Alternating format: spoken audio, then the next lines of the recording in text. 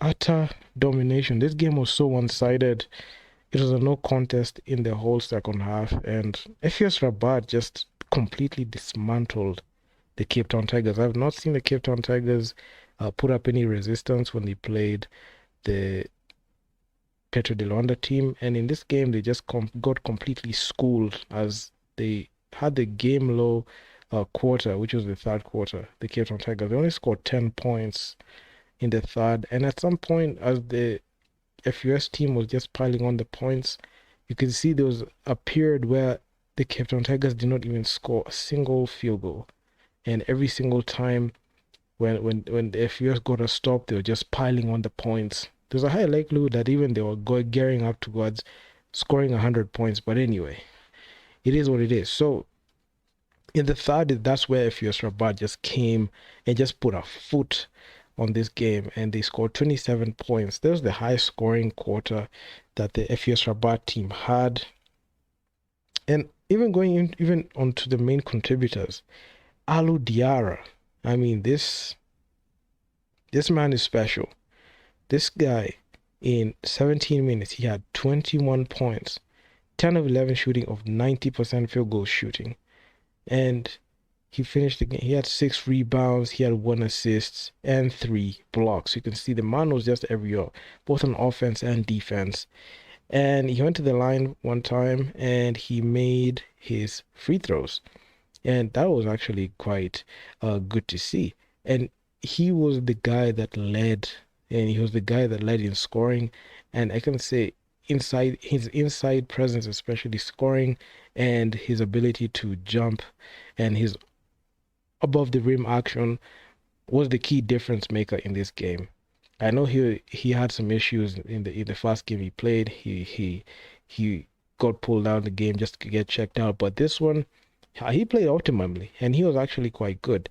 Then even looking at the other side of the Cape Town Tigers, man, statistically they were not just they were just not there. This was not their game. As FS Rabat, FS just came in and they just scored, especially when it came to the field goal. They shot 50%.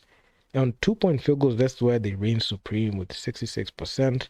But the place that was the most crazy stat that I saw in the whole game was FUS 3-point shooting.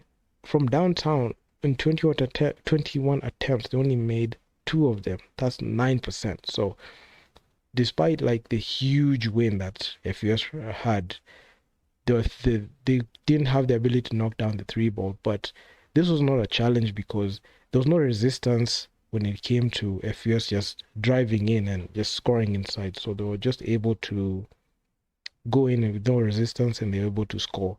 And this was something that the Cape Town Tigers, I can say they just did not have anyone to stop Aludiara inside and any of the inside shots that were being attempted.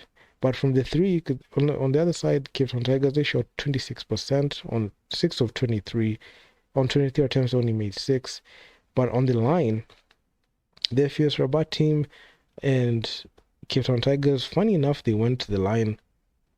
They had the similar free throw attempts, but Cape Town Tigers, they shot 60% and FUS shot 40. But in the other key stats, in rebounds, you can see FUS led that one with 45 boards to Cape Town Tigers 39. Then in the assists, the FUS team just shared the rock pretty well. They had 26 assists, they had 9 steals, and 4 blocks. And they limited their turnovers to 14. So they're able to take care of the basketball. And whereas the Cape Town Tigers, man, they struggle with 20 turnovers. You know you're going to lose that game when you have 20 turnovers. Then in the fast break points and points from turnovers, that's where the FUS team just reigned supreme because they just capitalized on all the mistakes that the Cape Town Tigers had. And the Cape Town Tigers, they had a lot of mistakes.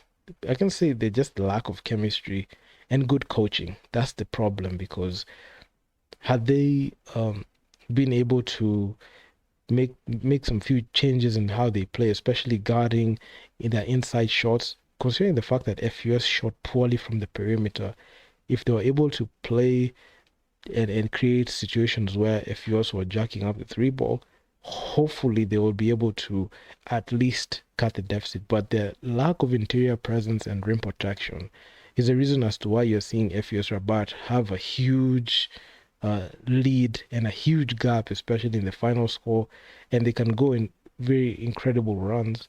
But when it comes to the FUS Rabat's ability to knock down the three ball, is lacking. So FUS, even despite shooting poorly from three, they were still able to win this game. So that was actually quite puzzling, and it was not something that I was expecting to see, especially uh, coming from the Cape Town Tigers. I was expecting them to at least use a couple of guys, put some guys here to defend the rim and try to make the game play out in the perimeter, but that was not the case. And Cape Town Tigers, they ended up at the receiving end of a huge blowout.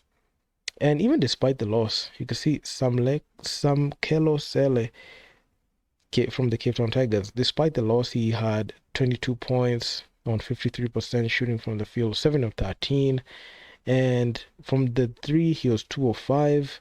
And he was the only, I can say he was the main he was the only guy that was able to do something in that game, and he was the only guy that was really going through and trying to make sure to get the team afloat, especially when it comes to offense. But the other teammates, they just laid an egg. Billy Preston, he played 15 minutes and he had 5 points, 2 of 7 shooting, and 28%. So the man really just had a dud game. Majority of the players in the Cape Town Tigers team, they had a dud game, and it served them right because they couldn't defend the interior, couldn't defend the paint. Despite FUS Rabat shooting poorly from downtown, they still won the game by a wide margin, and they blew them out without even using the three ball. And majority of the time, they're just driving inside. So that's one thing that really, I must say, it was very disappointing coming from the Cape Town Tigers. Samkelo Sele, he was trying, but the other players just it's like they stopped playing. But Alou Diarra is just something special. The man is special. 21 points, 3 blocks, and he was not stopping. And the man was just going through the motions and just doing his thing.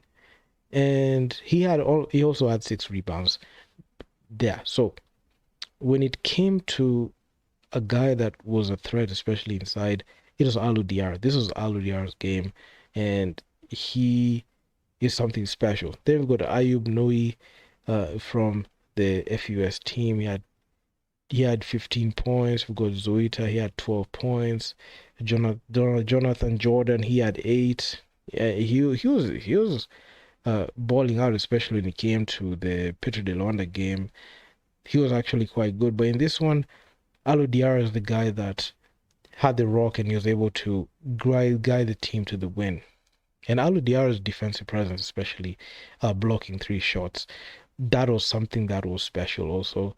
We had Zoita. Not only that he have 12 points, he also had 7 assists. So you can see, yeah, when it came to facilitation, the FUS team just knew the passes that they needed to make, and they just knew what exploits they needed so they can be able to win this ball game. So it was just a collective effort coming from the FUS team.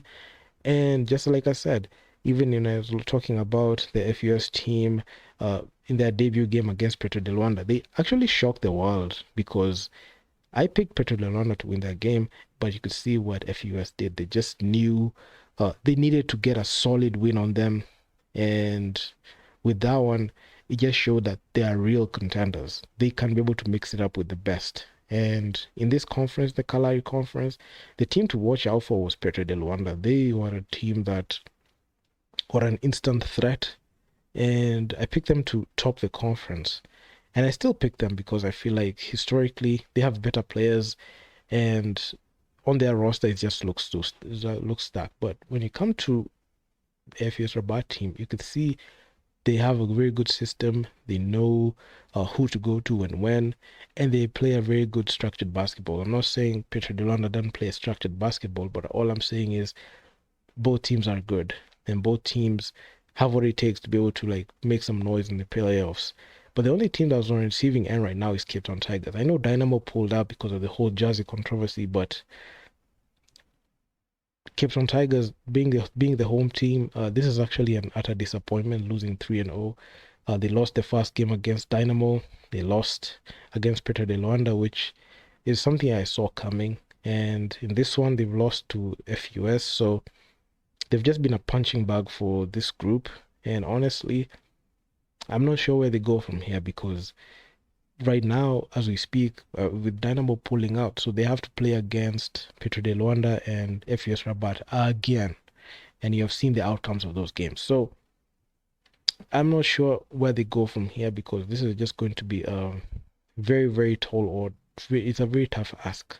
I know in basketball, things might change, but it's a very tough ask to ask the team to be able to win the game like this. So with their backs against the wall, I'm not sure if they can be able to pull it off. But that's just my opinion. So do drop me your comments in the comments section what you think about this whole situation. And I'm out. Peace.